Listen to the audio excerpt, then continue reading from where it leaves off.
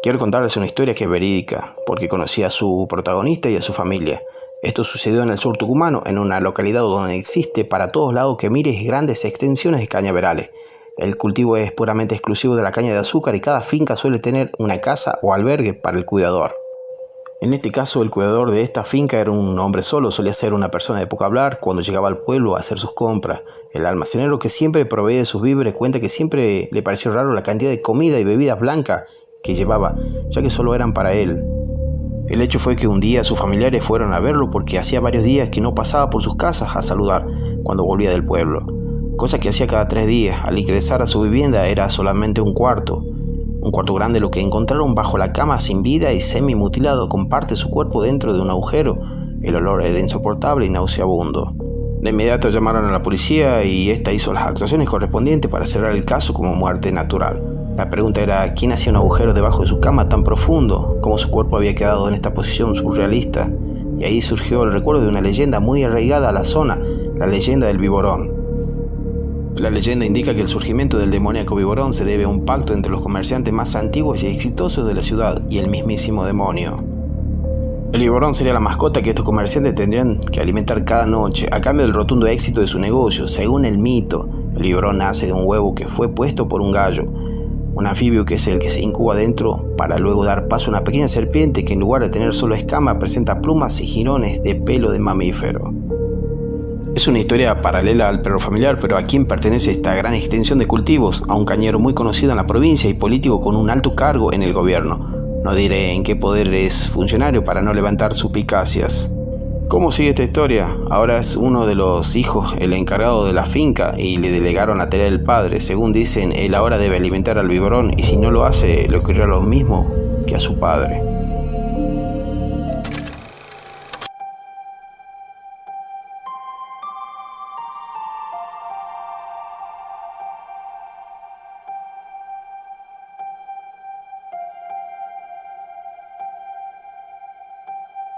El hombre que se extravió 8 años.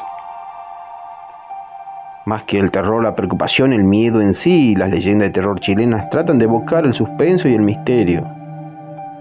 La leyenda del hombre que se extravió 8 años es una de las más oscuras de Chile. Por ende, no es de extrañar que las leyendas chilenas de terror más famosas sean aquellas en donde ocurre un hecho inexplicable, que puede tener tantos tintes de realidad como de fantasioso.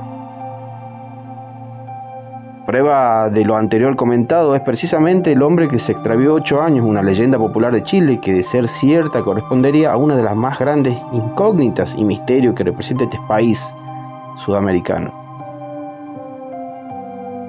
La leyenda del hombre que se extravió 8 años en sí comienza hace algunos años atrás en la ciudad de Iquique. Ahí vivía un hombre jubilado junto con su esposa y su única hija. Este tenía de costumbre de visitar las salitreras de los alrededores, unas zonas arqueológicas muy comunes en la región. Todos los días este hombre salía muy temprano de su casa y tomaba el mismo autobús, dirigiéndose hacia el ya mencionado lugar y esperando encontrar allí algún objeto antiguo. Como era algo que hacía cotidianamente, ni su esposa ni su hija se asustaban con la ausencia temprana de su esposo y padre, ya que era algo que hacía de forma cotidiana. Sin embargo, pese a lo anterior, hubo un día en que la preocupación imperó en el hogar. Tal parece que un buen día el hombre se despidió de su familia y se fue hacia las salitreras sin que regresara.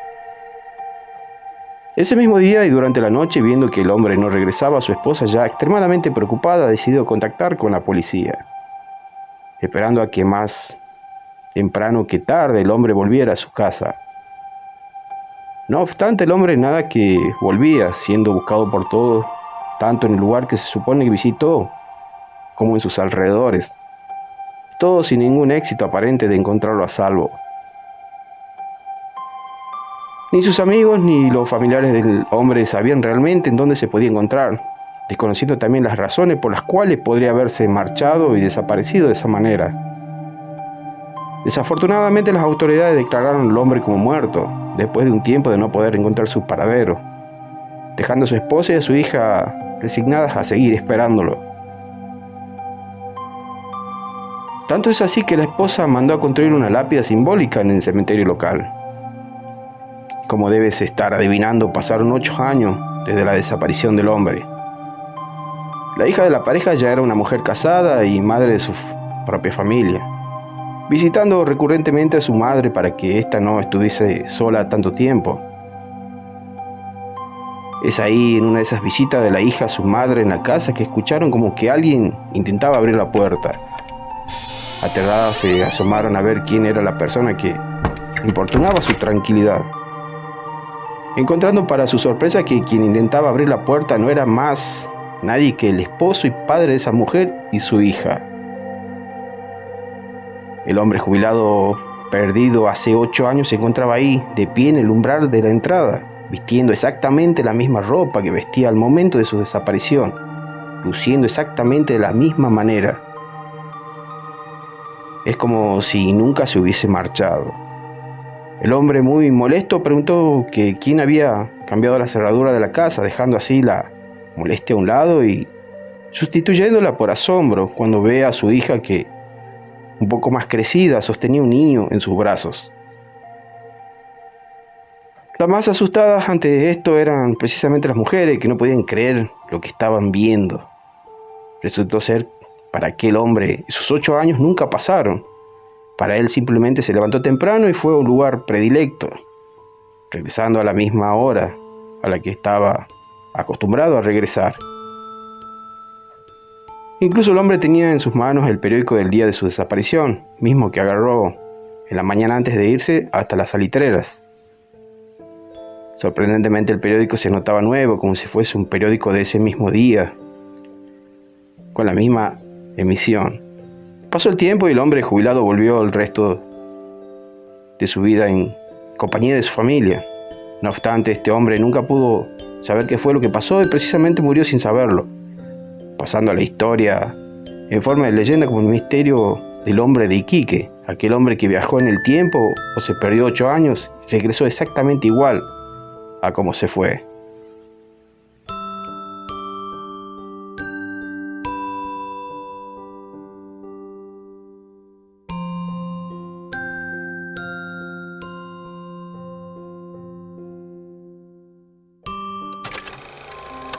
El Yací Yateré, duende del noroeste argentino, Paraguay y sur de Brasil, la versión más conocida, lo caracteriza como un enano rubio y hermoso que recorre selvas y monte ataviado con un sombrero de paja y un bastón de oro. Este último elemento tiene en su extremo superior un silbato que le permite emitir un sonido especial protector que suena de forma muy similar a su nombre. Bajo ese aspecto, roba niños que luego abandona en la selva o bien les enseña para que sean ellos también raptores. Asimismo se asegura que roba mujeres hermosas para satisfacer con ella ansias eróticas. Eventualmente de esas uniones nacen también Yací Yaterés y otras versiones lo describen como un pájaro que nadie ha visto. A continuación, un relato sobre este ser. Nos fuimos de vacaciones a Misiones, provincia argentina, a la casa de unos tíos, en Oberá, un lugar bastante lindo y tranquilo para quienes estamos acostumbrados a la locura de la ciudad. Mis tíos tenían una casa medio alejada de lo que sería la ciudad, rodeada de vegetación, realmente un lugar hermoso. Por las tardes mis primos preparaban el tereré, una infusión igual que el mate pero se toma frío. Por el calor que hace debido a la humedad es tremendo. Mis tíos solían decirnos que nos quedáramos sentados ahí, que no nos alejemos, pero como hace entender a unos jóvenes que estaban en otra provincia que no podían salir a explorar mientras ellos se dormían una siesta. Nosotros nos íbamos con mis hermanos a caminar. Una tarde nos animamos y entramos a una especie de selva. La vegetación era mucho más abundante y nos emocionaba la idea de recorrerla. Así que nos adentramos caminando durante una hora y media, no recuerdo. Mientras más nos adentrábamos, escuchamos un silbido. No le dimos bola, pensamos que eran otros chicos jugando, caminando un poco más. Y nuevamente ese silbido. Mi hermana me dijo: vamos a ver qué es eso. No, le dije, mejor volvamos a la casa. Dimos la vuelta y nos fuimos. Al otro día estábamos sentados afuera, hacía mucho calor y nuevamente este silbido. Qué ganas de molestar tienen esos pibes, me dijo mi hermana. Déjalo, contesté. Me levanté para ir a buscar algo frío para tomar. Cuando salgo con mi hermana, ya no estaba. Micaela, Micaela. Empecé a llamarla. Salió mi tío. ¿Qué pasa?, preguntó. No sé, tío, Micaela estaba sentada ahí. Yo regresé, salí y no estaba más. Se habrá ido a buscar a unos pibes que desde ayer nos está molestando, le dije. ¿Cómo molestando? Sí, tío, ayer fuimos a caminar. Estábamos en medio de la selva y nos empezaron a silbar. No le dimos bola y nos volvimos. Hace un rato estábamos sentados acá y otra vez empezaron a silbar. Micaela los fue a buscar, me parece, le contesté. Pero ustedes están locos. Le dije que se quedaran acá en casa, que no salieran a ningún lado. Carlos, empezó a llamar mi tío a los gritos a mi papá. ¿Qué pasa? El Yassi se llevó a Micaela, dijo mi tío. Yo no entendía nada. Salieron los dos a buscarla. Mi tía y mi mamá lloraban. Yo seguía sin entender. Cuando se lograron calmar les pregunté qué es el Yassi. El Yassi Yateré es un demonio que habita en la selva. Ustedes lo molestaron con el silbido. Él los llama y si van y lo encuentran es difícil que lo volvamos a ver. Hoy se cumplen 15 años que no volvimos a ver a Micaela. La misteriosa isla chilena que estaría poblada por seres superiores. Los testigos de quienes tuvieron contacto comenzaron en la década del 80. Apareció y desapareció de las imágenes satelitales. La gente siempre tiene fantasías con civilizaciones avanzadas o seres de otro planeta. Hace muchos años, en Aysén, al sur de Chile, comenzó el mito que existe una isla que pocos conocen, la llamada Isla Friendship. Según testigos, sus pobladores no son personas comunes. Al parecer, el lugar es habitado por seres superiores, tanto en tecnología como en medicina. El aparente primer contacto que tuvieron los habitantes de esta misteriosa isla ocurrió a mediados de la década de los 80 por medio de una comunicación por radio. Pero la conexión más importante con los isleños la tuvo Ernesto de la Fuente, que según sus propias palabras fue invitado a la isla por estos seres y sanaron la enfermedad terminal que estaba padeciendo. Lo raro que tiene este sitio es que apareció y desapareció de las imágenes satelitales sin dejar rastros. La primera vez que se dio la conexión entre humanos y seres que habitan la isla Friendship fue en 1985 cuando Octavio Ruiz, un radioaficionado, fue contactado por una voz que se presentó como Miguel. No fue el único interlocutor, el hombre también habló con un tal Rafael y un tal Ariel. Octavio, la primera persona que se comunicó con la isla, aseguró que las voces de la radio tenían un acento gringo por su manera de expresarse y el amplio conocimiento que demostraron tener en cualquier materia que se tratase durante las charlas. En 1989, y de la misma manera que fue contactado Ernesto de la Fuente, un hombre que padecía una enfermedad terminal, según su propio testimonio en diversas entrevistas, fue invitado por los seres que viven en este sitio a conocer la isla, en donde su enfermedad fue sanada. De la Fuente dijo haber sido sanado por los habitantes de esta isla. Tenían algo extraño, todos eran del mismo tipo, sus expresiones en la cara irradiaban paz. El impacto mediático sobre la existencia de esta isla alcanzó los principales medios de Chile, como TVN. Esto motivó 2 expediciones de búsqueda, una del personal de Armada de Chile y otra privada. Ninguna de ellos logró ubicar al misterioso sitio. Según cuentan los radioaficionados, la isla apareció y desapareció de las imágenes satelitales sin dejar rastros. El punto señalado como ubicación de la isla Friendship es entre el archipiélago de los Chonos y el de las Huaytecas al sur de Chile. Ernesto de la Fuente falleció en noviembre de 2019 a los 79 años y dejó un escrito con detalles de su visita a la isla en el que sobresalían estos fragmentos. Vivía en una pequeña pieza de aproximadamente 3x3, con una cama, una mesita y con una terminal de computadora, una ventana al exterior. La temperatura era constante y de aproximadamente 20 grados, lo que para mí era un lujo después de lo frío que estamos acostumbrados a sufrir en Chiloé. Tenía absoluta libertad de movimientos dentro de las instalaciones, las que eran cómodas y funcionales. Casi todo se gobernaba por computación, lo que no era muy común en esos días de 1989. Había una piscina climatizada, 3 grandes invernaderos, salones con televisión satelital y otras comodidades que yo jamás me hubiera imaginado. Uno se encontraba con mucha gente en los pasillos, todo el mundo sonreía y nadie hablaba fuerte. No recuerdo haber visto una clínica u hospital así. Hoy continúa siendo un misterio el paradero de la isla Friendship. Nunca nadie más volvió a contactarse con los seres de ese sitio. Parece que ese lugar elige a las personas que quiere que la visiten. ¿Será que son seres de otro planeta o simplemente un mito? Años en un pueblo mexicano corrió el rumor de que el diablo habitaba en sus tierras, pues muchos de los lugareños lo habían visto en diferentes formas, ya sea como un perro, un toro, entre otras. A altas horas de la noche, en una cantina, un campesino incrédulo de la leyenda que contaban, pasado un poco de copas, de cierta manera, retó al diablo, cuando dijo: "A mí el diablo no me asusta". Un hombre regresaba andando por aquel solitario camino de carretera, guiado solo por la luz de la luna, hasta que de pronto un lamento entre los matorrales lo hizo desviarse de su destino. Al llegar al origen de aquello que lloraba, encontró un bebé envuelto en una frazada. Este señor, conmovido ante aquel inhumano acto de abandonar a un hijo, no dudó en tomar al bebé y llevarlo consigo. Mientras el hombre caminaba, logró calmar al bebé, pero algo raro comenzó a notar, pues el bebé se hacía cada vez más y más pesado, al grado que ya no pudo continuar el paso. Sorprendido, el campesino observó a la inocente criatura transformarse su lindo rostro en un demonio. Sus ojos se volvieron rojos como el infierno, sus dientes se volvieron largos como navajas y siniestramente le dijo: Mira papi, ya me salieron los dientitos. En ese momento aquel hombre entró en razón de que era testigo más de la presencia del diablo y además le estaba pelando los dientes. Esta leyenda tiene muchas versiones y se cuenta en varios estados de México e incluso en Sudamérica.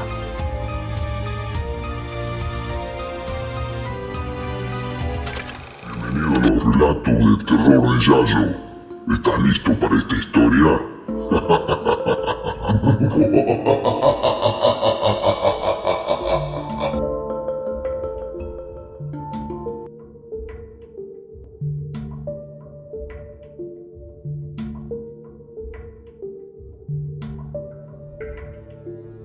La historia que les voy a narrar trata de gente que se convierte en animales en algunos países, como por ejemplo en México se les conoce como nahuales, en Sudamérica como lobisones, si bien no son lo mismo, tienen características similares. Aquí en Sudamérica se dice que los brujos pactados se pueden convertir en perros, burros, lechuzas, entre otros animales. Este extraño caso ocurrió en el noreste de Argentina, precisamente en la provincia de Santiago del Estero y el límite con Chaco. Cabe recordar que tiene una superficie de 13.600 kilómetros, en lo cual en su mayoría cubierto por densas cubiertas forestales, o sea inmensos montes y salinas para resumir. Esto ocurrió en los años 90, se cuenta que 3 amigos decidieron ir a cazar en un feriado largo. Se quedaron a acampar esa noche en los montes. Mientras se adentraban por los espesos montes pudieron divisar un guasuncho o corzuela. Sería algo así como un ciervo gigante. Vieron que era más grande de lo común y les llamó la atención, decidieron seguirlo. Alumbrado con las linternas se fueron internando en los montes. Al tenerlo cerca le dispararon y este extrañamente dio una especie de grito y los animales en el entorno comenzaron a hacer un sonido como de murmullo ensordecedor. Luego de darle caza decidieron cuerear y comer una pierna o paleta del animal, ya que el resto llevarían a su familia. Esa noche bebieron y comieron la carne del guasuncho, luego se fueron a dormir.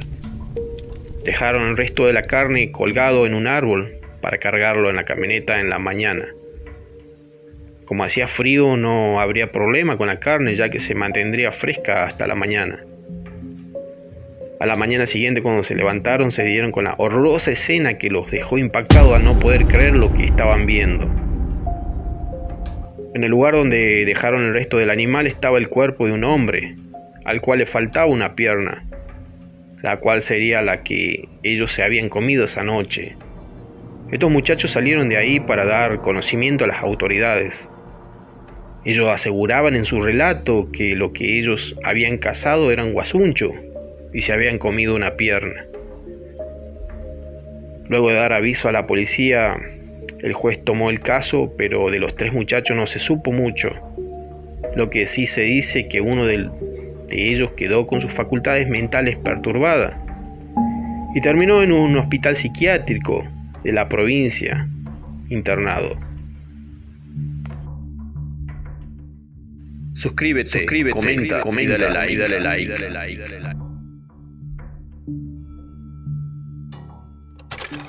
No estoy seguro del lugar donde pasó, pero según entendí fue en un pequeño pueblo a la orilla de un cerro, no sé si en Jujuy o en Salta. Quien narra esto es un joven, en ese momento creo que era un estudiante y por alguna razón creo que fue por motivo de vacaciones. Fue a pasar un tiempo en la casa de sus abuelos en aquel pueblo. En esos días que un incendio forestal venía avanzando por los cerros y estaba acercándose a este pueblo, de esto venía sucediendo donde se movilizaban agrupaciones de bomberos, voluntarios, etc. para extinguir aquel incendio. La gente del pueblo contaba sobre cosas extrañas que ocurrían en las casas del poblado. Hablaban de extraños ruidos en la noche, apariciones de seres. Probablemente se trataba de animales de los montes que, huyendo del incendio, iban a parar allí. Bueno, era lo que este joven y sus familiares creían, hasta que en una noche pasó algo insólito e inquietante, terrorífico más bien, y verán por qué se lo digo. Todo empezó con ruidos extraños afuera, ruidos en la madrugada que alborotaban a los perros. Intrigado por estos ruidos, su abuelo se levantó y decidió salir a ver qué estaba pasando. La calle estaba desolada, pero había algo de luz por algún poste eléctrico. Salió su abuelo a la vereda y por detrás de este joven más otros familiares mirando hacia todos lados para descubrir el origen de los ruidos. Entonces vieron a cierta distancia, calculo que a menos de 100 metros, a un bulto más o menos grande de que rompía, olfateaba y zambullía como buscando comida entre varios paquetes de residuos. El ruido que hizo alguno de los testigos hizo que de pronto esa cosa, porque nunca supieron qué era, se incorporara en dos patas, como lo haría un ser humano. Pero claramente, pese a la poca iluminación, podrían percibir que eso no era un humano.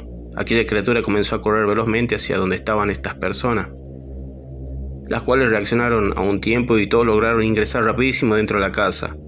Pero tras cerrar la puerta y trabarla, pudieron escuchar del otro lado la llegada del cuerpo pesado de Cero, con su agitada respiración que arribaba donde ellos estaban. Y al parecer empujó la puerta y quiso entrar más. No pudo. Dentro de la casa, todos nerviosos y asustados, permanecieron resguardados y el único que se mantenía cerca de la puerta, haciendo guardia con un arma en mano, atento a lo que pudiera pasar, era su abuelo, pero todos le pedían a gritos que se alejara de la puerta.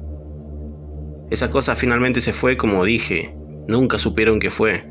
Para ellos no era una persona, más bien un animal, pero no uno conocido, sino algo entre humano y animal. ¿Acaso puede ser algún críptido? Algo perturbador que al parecer habita en los montes del cerro y por causa de aquel incendio fue a parar a este poblado. Si alguien tiene más detalles de este relato, si lo conoce y desea corregir aquí lo narrado, sería de gran ayuda para saber con más certeza dónde ocurrió esto y qué pasó luego.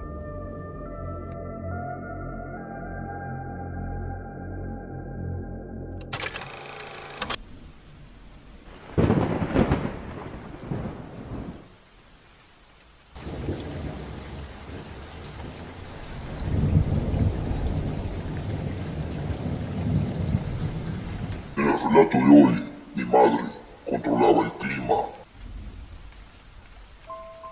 El relato de hoy trata de la meteoroquinesis, lo que hacía mi madre. Normalmente, antes de una tormenta, mi madre salía, ponía una hacha y una pequeña escoba con la cual decía unas plegarias. La verdad que no lo sé si era latín, pero eran unas palabras bastante raras. Solía murmurarlas. Nunca pude escuchar, tampoco me lo dijo. Recuerdo que cuando ella hacía ese tipo de ritual, por más severa la tormenta que estaba llegando, se desarmaba, como se decía. La tormenta nunca llegaba, aún estando así por encima. Recuerdo una vez discutimos seriamente con mi madre y uno de mis hermanos. Nosotros le decíamos: mamá, no hagas parar la tormenta. Tenemos casi 7 meses de sequía. Pero ¿qué sucedía? Ella temía a la tormenta. Recuerdo una vez salí a trabajar. De hecho, yo soy técnico en electrónica y entraba más o menos a las 9:30 de la mañana. En ese momento me encontraba viajando. Viajaba en mi motocicleta cuando de repente mi teléfono no paraba de sonar. A todo esto decidí detenerme para poder contestar la llamada, en la cual estaba mi madre. y me decía: tenés que volverte, tenés que regresar. Sabes que tengo miedo a las tormentas. La verdad que tuve que regresarme estando muy cerca del trabajo y la tormenta era bastante fuerte. En ese momento ella ya no podía levantarse casi. Entonces esto significaba que ella no podía hacerse el ritual para que la tormenta pasara. O también vi varias veces cuando caía en granizo, echaba un polvillo, una sal, no lo sé, la verdad que no lo sé. Y dejaban de caer las piedras, por más fuerte que se veía la tormenta. Ella solía decirme que le temía a los rayos, al viento, al granizo. Mi madre, la verdad que nunca me dijo cómo hacía para detener una tormenta, pero lo hacía. La tormenta nunca llegaba. Por eso en aquella vez con mi hermano le decíamos: no pares la tormenta, porque tenemos sequía. Entonces, la verdad que creo que no nos hablamos por un mes más o menos. Y recuerdo que esa vez decidió ella no pararla. Y por suerte llegó la tormenta, bueno, y la tan esperada agua.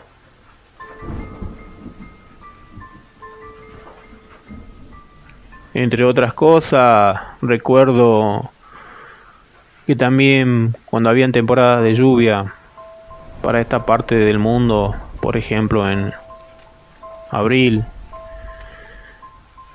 esa lluvia finita que pueden durar casi 2 semanas y media. Entonces ella solía decirme: solo tráeme ceniza, pero que no esté húmeda.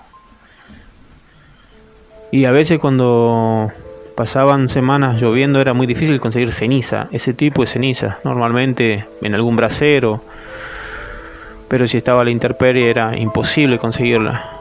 Y recuerdo que ella me decía: si la consigue, yo voy a hacer que deje de llover. Y aún así, con el pronóstico en contra, ella lograba que deje de llover. La verdad que no tengo cómo probar que ella sí podía manejar el clima.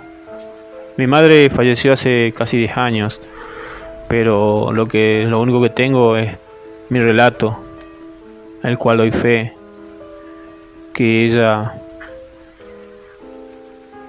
podía manejar parte del clima.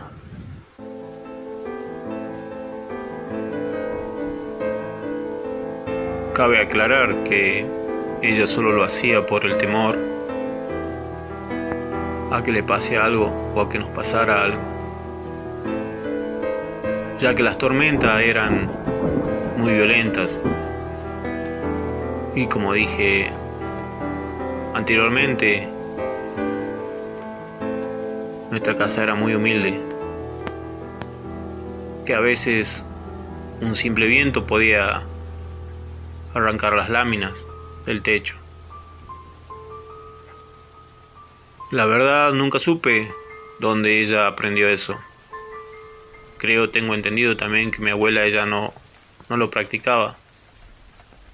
Mi abuela era gente de campo también.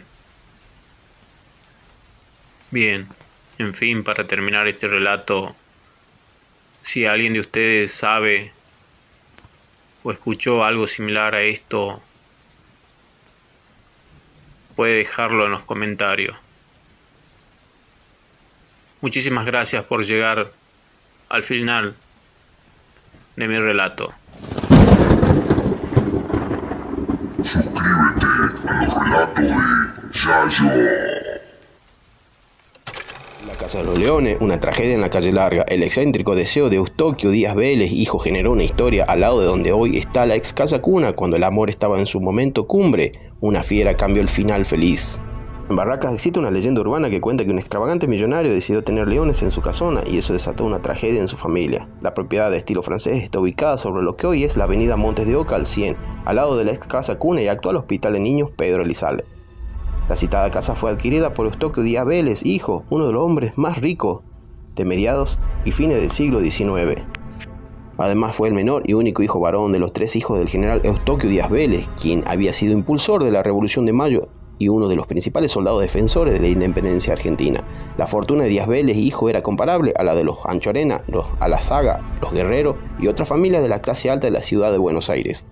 El muy buen pasar económico de Eustoquio se basaba principalmente en las grandes extensiones de tierra que tenían en las costas del sur de la provincia de Buenos Aires. Sus estancias y la actividad ganadera le redituaban importantes ingresos que lo colocaban en las más altas esferas de la sociedad porteña. Era millonario y también extravagante. Ese es el tema que derivó en la leyenda de la Casa de los Leones. En 1880 Díaz Vélez decidió vivir en Barracas, más precisamente en la calle Larga, hoy Montes de Oca. Compró la mansión, se casó con su sobrina Josefa Cano y con ella tuvo 2 hijos. Para prevenirse de los robos, en lugar de tener perros guardianes, Díaz Vélez decidió comprar leones, por lo que sentía pasión. Los animales estaban sueltos en el jardín por la noche y durante el día se los dejaba en jaulas que estaban debajo de la casa. Cuando había eventos nocturnos en la mansión, los leones quedaban en sus jaulas para evitar algunas de las desgracias con los invitados. Corría el año 1911 cuando María Matilde, hija de este poderoso y adinerado estanciero, decidió contraer matrimonio con Juan Aristóbulo Pitamiglio, un joven de la familia originaria de Italia que había prosperado como productor ganadero en Uruguay, y para ello se organizó una fastuosa y elegante fiesta de compromiso en la mansión. Don Eustoquio se encargó personalmente de los preparativos del evento. Llegó la noche y las mesas estaban sobre el jardín. Una orquesta amenizaba la fiesta con música de fondo. En la entrada a la mansión se encontraba Díaz Vélez y doña Josefa para recibir a los invitados. Como era costumbre, los leones estaban encerrados. Sin embargo, un error humano dejó una jaula mal cerrada. El león movió la puerta, esta se abrió y el animal salió con sigilo. La música y tertulia fueron interrumpidas por el novio, quien solicitó la atención de todo el público presente, agradeció a todos la presencia e invitó a su amada a acercarse. Le pidió matrimonio y le entregó un anillo en muestra de su amor. En ese instante, según cuenta la leyenda, el león apareció de un pequeño matorral que había en la medianera de la casa para abalanzarse sobre el novio.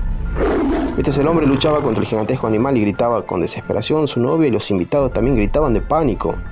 Don Eustoquio fue hasta su despacho y tomó una escopeta, la cargó y desde la ventana apuntó y con mucha certeza derribó al animal, matándolo en el acto.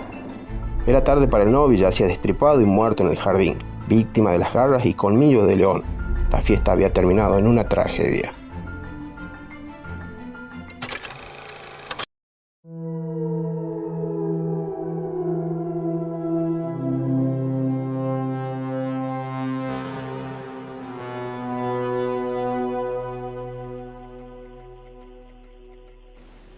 El hombre de metal de Falkville, fotografía de un robot o extraterrestre. Si bien los informes y evidencias sobre el avistamiento de ovnis se cuentan por miles alrededor del mundo, cuando hablamos de sus tripulantes hay muy pocas fotografías que pueden responder por haberlos inmortalizado. El siguiente caso es una de esas raras excepciones y para hacer las cosas aún más intrigantes, las imágenes fueron capturadas nada más y nada menos que por el jefe de policía que fue enviado a investigar el caso. Era una noche apacible, tarde de otoño del 17 de octubre de 1973, cuando Jeff Greenhow, entonces jefe de policía de Falkville, Alabama, estaba disfrutando con su esposa de una merecida noche de descanso. Sin embargo, una llamada de emergencia cambiaría su vida para siempre. A eso de las 10 p.m., una mujer anónima y casi histérica usó el teléfono para informar que un objeto volador no identificado había aterrizado en las afueras de la ciudad, en un campo que era propiedad de Bobby Summerford. Aunque estaba fuera de servicio, Greenhow, cumpliendo con su deber, haber jurado de servir y proteger, se levantó de un salto, agarró sus llaves, esposa, revólver y casi como una ocurrencia tardía, su confiable cámara Polaroid, por si hubiera algo que valiera la pena registrar. Luego se subió a su camioneta, envió la llamada por radio y se apresuró hacia el lugar del supuesto aterrizaje. Cuando Greenhow llegó a la escena, salió de su vehículo, exploró el área, pero afirmó no encontrar nada fuera de lo común. Luego el jefe de policía regresó a su patrulla y decidió dar una vuelta por el campo antes de regresar a casa. Greenhalgh recorrió el perímetro de la propiedad de Summerford, escudriñando la oscuridad en busca de algo inusual, pero no vio nada de mérito. Luego giró por un camino estrecho de grava para la última parada. Así fue cuando se encontró cara a cara con lo impensable. Después de viajar por el camino durante unos minutos, el policía vio una entidad que describió como una figura humanoide parada justo en medio. A unos 25 metros de distancia, acto seguido salió de su camioneta y se acercó con cuidado a lo que todavía asumía que era un ser humano, pensando que podría ser alguien que necesitaba ayuda.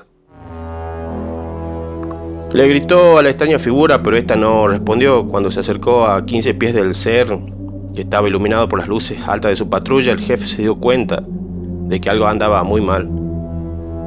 La entidad parecía llevar una especie de traje metálico plateado que se asemejaba a un grueso papel de aluminio. Algunos informes también indican que su estatura era algo parecida a la de un niño o un simio, como un mono con traje espacial. Greenhalgh describió lo que él había visto. Parecía que su cuello y cabeza eran una sola cosa. Era realmente brillante, algo así como frotar mercurio sobre níquel, pero tan suave como el vidrio. Diferentes ángulos daban una iluminación diferente. Cuando lo vi parado en medio de la carretera, inmediatamente detuve el auto y le pregunté si era extranjero, pero no salió ningún sonido de su boca. El servidor público también notó que la cosa tenía una antena que sobresalía de la parte superior de su cabeza y que en sus movimientos eran bruscos y mecánicos.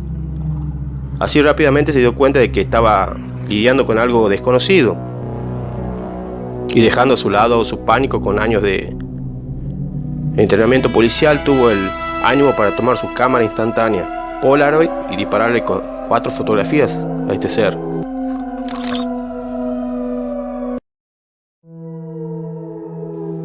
La primera imagen no muestra nada más que unos tenues destellos en la oscuridad de la noche, pero las siguientes 3 imágenes se llevan el premio gordo. En la foto se pueden ver claramente una figura humanoide con un traje metálico que refleja el destello de la bombilla del Polaroid.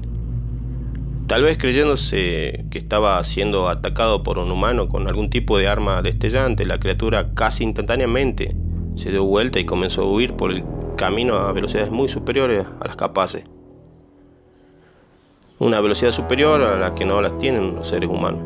Greenhalgh notó que parecía dirigirse a la dirección de Lacon, que está a unas 3 millas de Falkville. El jefe reaccionó rápidamente, volvió corriendo a su vehículo y salió en persecución del hombre de metal. Greenhalgh diría que logró acelerar su camioneta solo aproximadamente 35 metros por hora, debido al terreno rural accidentado, pero que aún estaba completamente superado por esta entidad inusual que parecía ser capaz de desafiar las leyes de la gravedad con su velocidad y su salto en forma de resorte.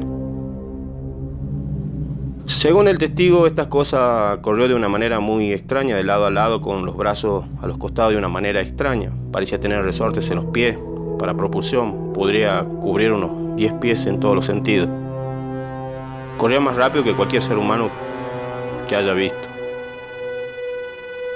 Durante esta frenética persecución, Greenhalgh afirma que tras media milla perdió el control de su vehículo y se deslizó en una zanja. En ese momento vio como la criatura se deslizaba en la oscuridad para no volver a ser vista, dejando al hombre con solo sus inquietantes recuerdos del evento y una extraña sesión fotográfica de Polaroid. A las 11:30 de esa misma noche, Greenhalgh contactó al periódico local para consultar su experiencia, pero la publicación de la historia, acompañada de las raras fotos, no hicieron más que generar burla y ridiculización. Algo que era casi una regla en el siglo pasado para cualquiera que se atreviera a hablar de estas cosas en público. Por lo que hay que considerar que el tipo estaba totalmente convencido de lo que había visto. Era algo real, tanto para arriesgarse a contarlo. Pero el que no arriesga no siempre gana. A los pocos días de revelar su bizarro encuentro, el jefe de policía comenzó a recibir amenazas vía carta y teléfono. El motor de su auto estalló, su casa fue consumida por un incendio y justo cuando parecía que las cosas no podían empeorar, el ayuntamiento lo obligó a renunciar de su puesto como jefe de policía. Todos los factores anteriores han arrojado que le habían puesto queroseno sobre las ya brillantes, ardientes llamas de las teorías de conspiración ovni que rodean este evento. Y más correctamente dan una clara indicación de por qué la mayoría de los contactados y testigos oculares permanecen en silencio con respecto a sus experiencias inusuales. Además de la ridiculización de los hombres de negro pueden entrar en acción. Estas son algunas de las teorías. Algunos de los ufólogos creen que el hombre de metal era un explorador robótico para una nave de desembarco extraterrestre, en analogía tal como un aterrizador y un rover en Marte, mientras que los escépticos sostienen que todo fue un engaño perpetrado por Greenhow y un cómplice desconocido que estaba vestido como disfraz de papel de aluminio. Y seamos sinceros, es lo primero que uno piensa al ver la foto, aunque sabemos que las primeras impresiones pueden ser igual de engañosas. No obstante, los desafortunados hechos posteriores que claramente prueban que el jefe de policía en ningún momento sacó rédito de su encuentro cercano, sino todo lo contrario, lo eximirían de toda culpa y pantomima. De hecho, si bien logró reconstruir algo parecido a una vida normal, todos los informes indican que continuó lamentando su topetazo con lo desconocido. Por otro lado, un rumor popular, aunque anónimo y circunstancial, por ende sin respaldo, sugiere que el alienígena de hojalata era en realidad un veloz jovencito de secundaria vestido como el robot del día de que la Tierra se detuvo, una película de 1951, y que el engaño fue perpetrado por ciertos lugareños que querían que Greenhow abandonara su cargo como jefe de policía. Pero en este punto cabe destacar que a menos que se ponga en tela de juicio la percepción del testigo, los movimientos y velocidades achacados al ser no se corresponden con los de un humano. Y aunque fuera Usain Bolt, y menos con los de un niño o adolescente de la época, en plena noche rural. También hay que mencionar que como policía Greenhow bien podría haber sacado su arma reglamentaria y disparado, poniendo en riesgo de muerte al perpetrador de la broma, quien además de haber sido tal no hubiera elegido correr por media milla, en lugar de buscar un escondite en los pastizales lejos de las luces de la patrulla. Otros han llamado la atención sobre el hecho de la descripción robótica, sin cuello, piel arrugada, con antena. No es muy diferente a lo observado por Charles Hickson y Calvin Parker, protagonistas del caso de abducción de Pascagoula, sucedido en Mississippi apenas unos días antes. Es posible que Greenhow se haya encontrado con las mismas entidades extraterrestres que supuestamente secuestraron a los dos trabajadores portuarios en la noche del jueves 11 de octubre de 1973, o acaso fue un caso fabricado justamente para desprestigiar a los de Pascagoula. Lo cierto es que existen varios encuentros cercanos donde lo relatado por los testigos se condice más con una entidad robótica que con un ser biológico. Y es que si nos ponemos a pensar con lógica aeroespacial en la exploración de otros mundos, el envío de sondas y robots debe ser algo común entre civilizaciones tecnológicas. Y ni hablar de aquellas que se han fusionado con dicha tecnología.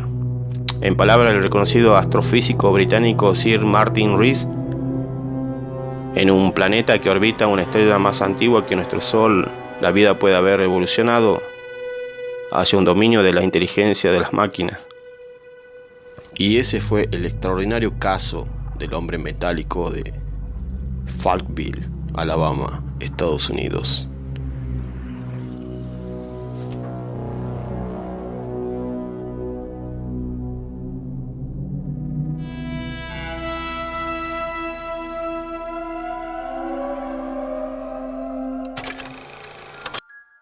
Una historia bien conocida en Nuevo León es la del hombre pájaro.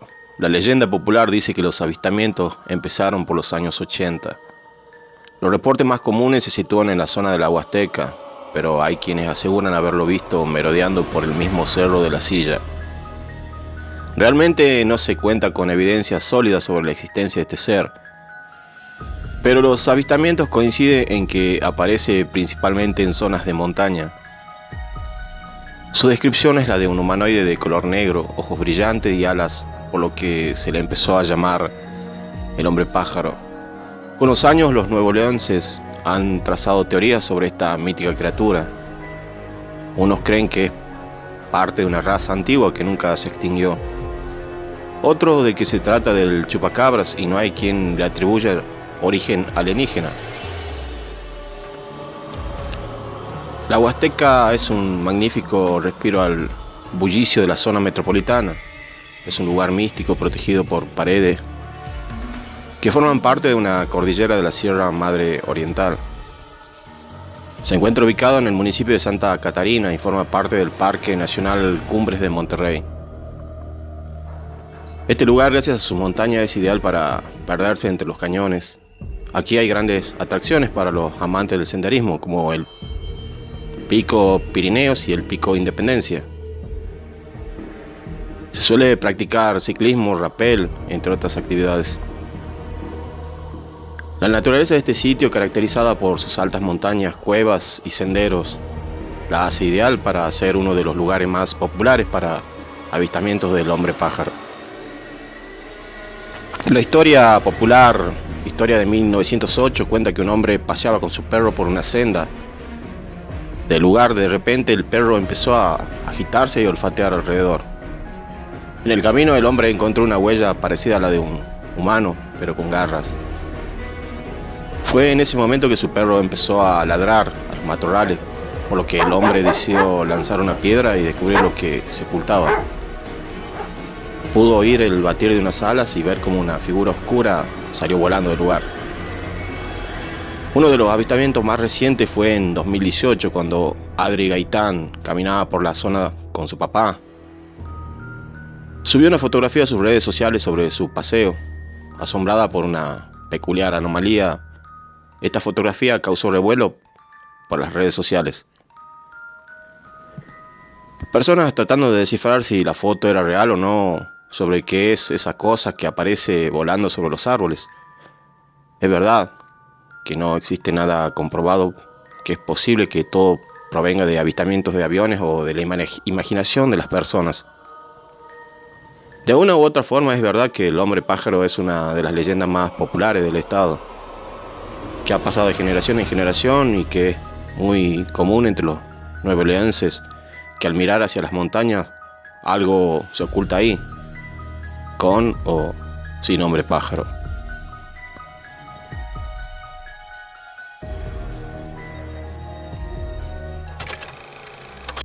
El Viborón, leyenda urbana.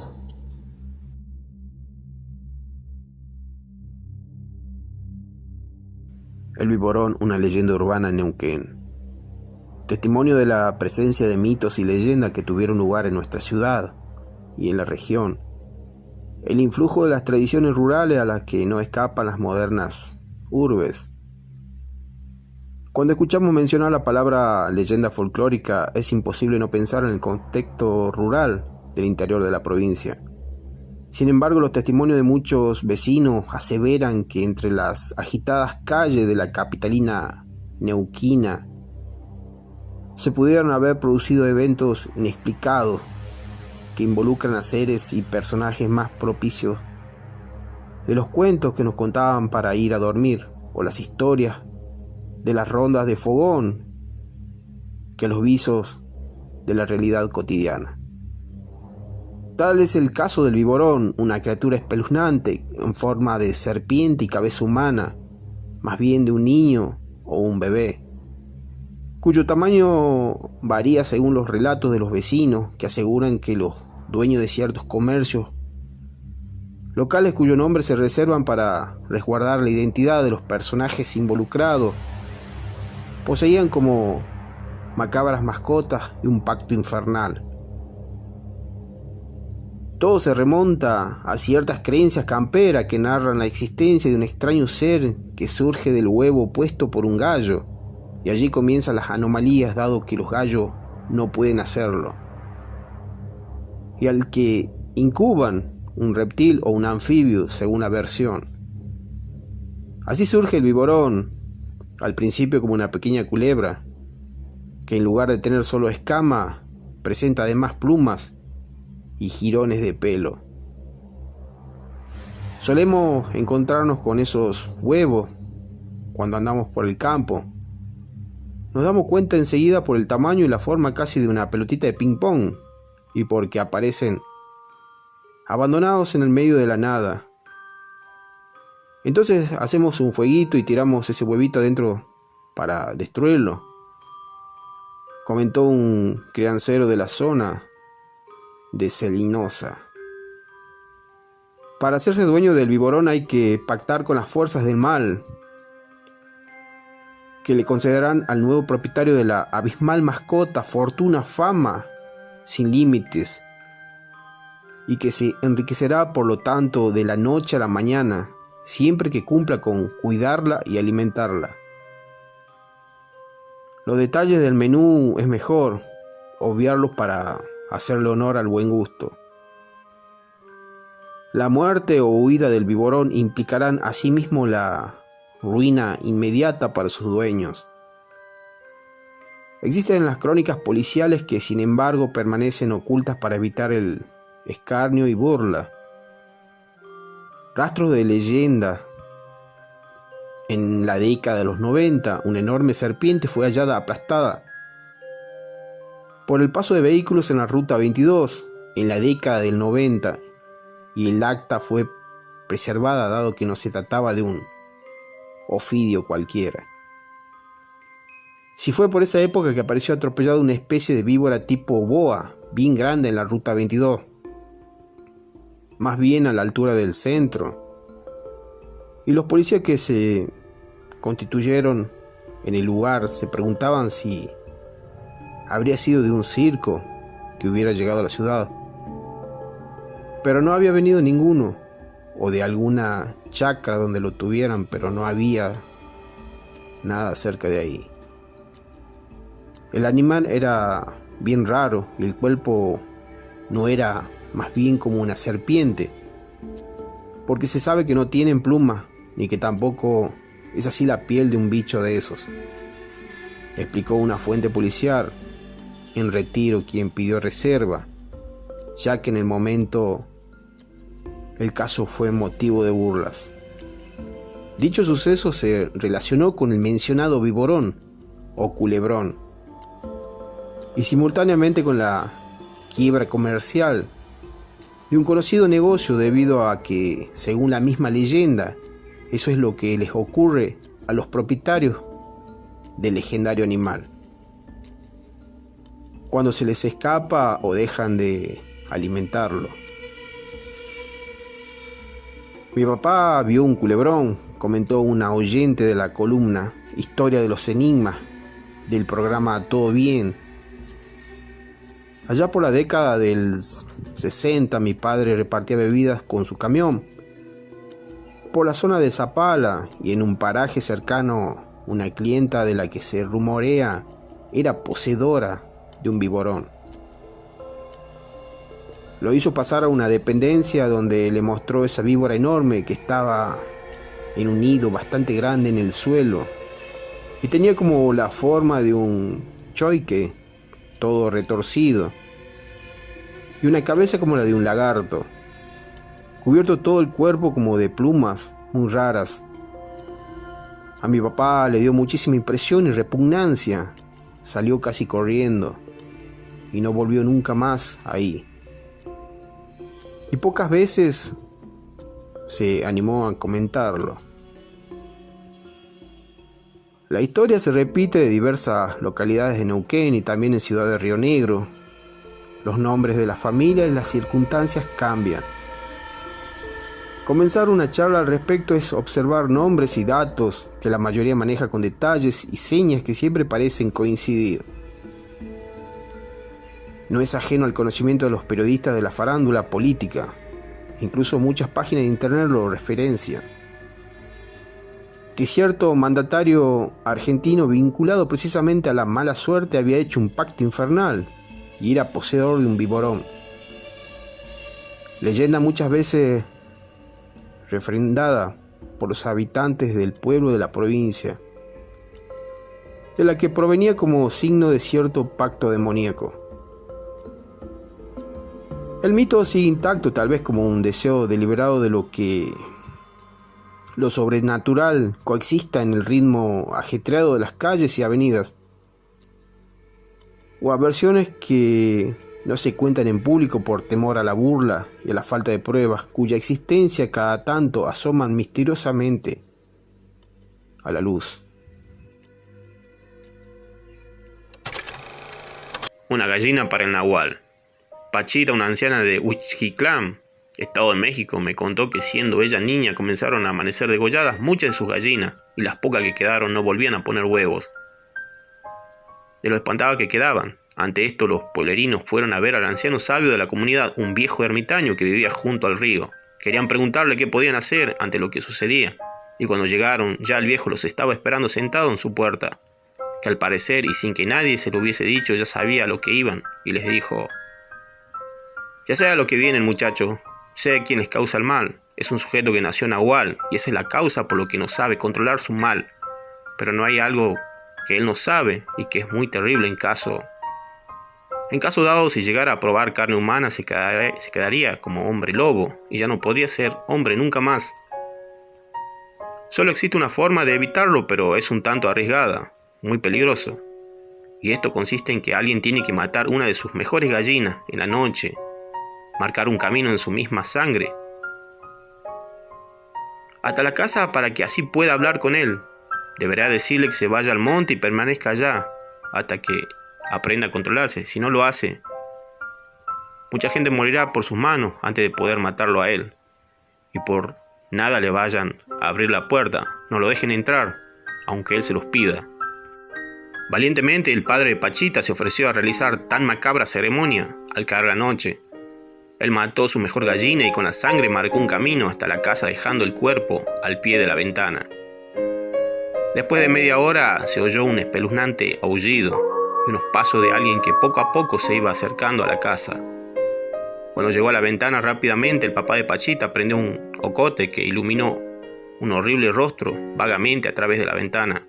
Entre humano y lobo, de grandes dientes, con el cuerpo abierto de un pelo enmarañado, y se dio cuenta que era cierto lo que le había dicho el patriarca sobre el nahual. Aguantando los escalofríos que su miedo le causaba y al ver que aquel ser desconfiaba del manjar que le había puesto, cuando dada la vuelta para irse, el papá de Pachita le dijo: no te vayas, te maté la mejor de mis gallinas para hablarte.